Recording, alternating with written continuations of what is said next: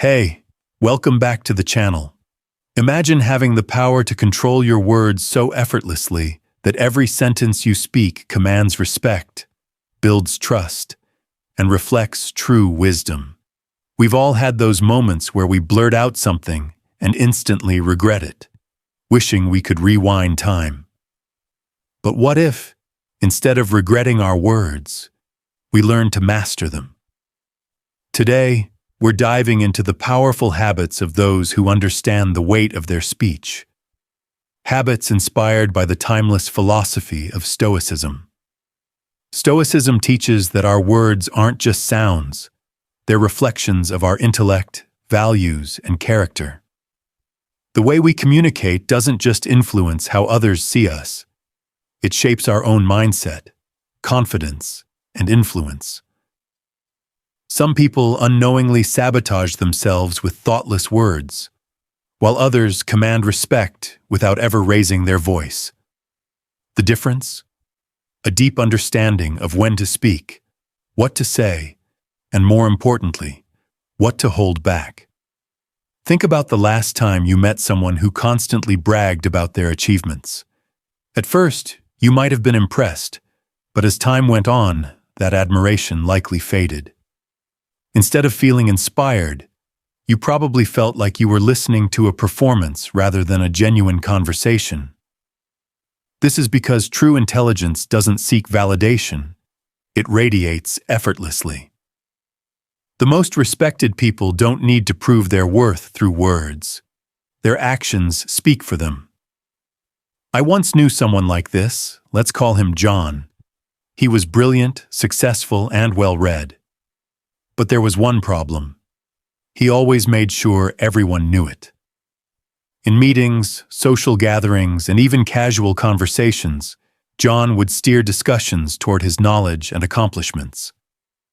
At first, people listened, but over time they began to pull away. Not because he lacked intelligence, but because he failed to recognize that true wisdom isn't about showcasing what you know. It's about making others feel valued in your presence. One day, someone finally told John the truth. They explained that while his knowledge was impressive, his delivery made others feel overshadowed rather than inspired. That moment changed him. He realized that his goal shouldn't be to impress. It should be to connect. Instead of dominating conversations, he started listening more. Instead of trying to prove his intelligence, he let it shine naturally through his actions. And guess what? People started gravitating toward him. Not because he was the loudest in the room, but because he made others feel seen and heard. Stoicism teaches us that words should be intentional. When you speak, ask yourself, am I adding value or am I seeking validation?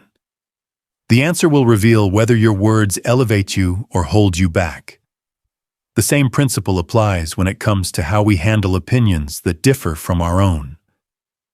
Have you ever been in a conversation where someone dismissed your thoughts before you even finished speaking? It's frustrating, isn't it? Now ask yourself, have you ever been the person doing the dismissing? It's easy to shut down ideas that don't align with our own, but doing so doesn't make us right. It makes us close-minded. I learned this lesson the hard way. Early in my career, I was so confident in my own judgment that I would quickly reject ideas that didn't match my perspective. I thought I was being decisive, but in reality, I was shutting down opportunities for growth. One day, a colleague pulled me aside and said, "You don't have to agree with every idea, but you should at least listen." That moment changed everything. I realized that wisdom isn't about proving you're right. It's about seeking the truth, even when it comes from someone else. By shifting my mindset from "how can I counter this" to "what can I learn from this?" I opened myself up to new perspectives, better ideas, and deeper connections. That's the power of true intelligence. It's not about dominating a conversation, but about fostering an environment where everyone feels heard. Another habit of truly intelligent people: they don't waste time on purposeless complaints. We all know someone who finds a problem in every situation. Maybe it's a coworker who constantly vents about their job, a friend who always finds a reason to be unhappy, or even ourselves when we focus on what's wrong rather than what we can control. The problem with complaining isn't just that it drains those around us. It also weakens our own sense of power. Take Peter, for example. He was a skilled professional, but his constant complaining made people avoid him. He vented about everything, from office politics to bad coffee, without ever seeking solutions. One day, a friend asked him, "What are you doing to fix these problems?" That question hit him hard.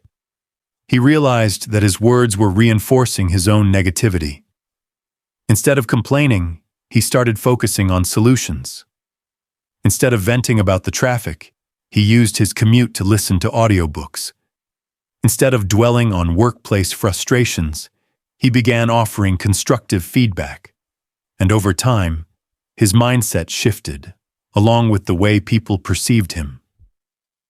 This is what Stoicism teaches. Focus on what you can control and let go of what you cannot. Complaining without purpose doesn't change your circumstances. It just makes them harder to bear.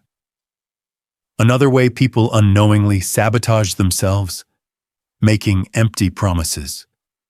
Think about how often we say things like, "I'll call you later," or "let's catch up soon," without actually following through.